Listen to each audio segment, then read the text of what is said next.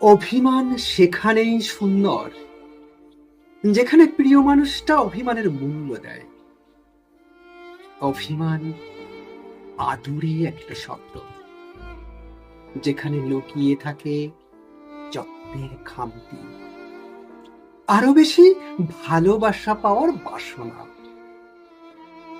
মানুষ সবার উপর রাগ করতে পারে, তবে সবার উপর অভিমান করতে পারে না।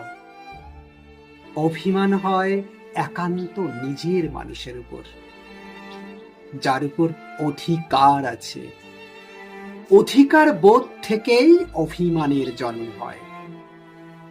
মানুষ তার সবচেয়ে কাছে কিংবা খুব শখের মানুষটার সাথে সবচেয়ে বেশি অভিমান করে।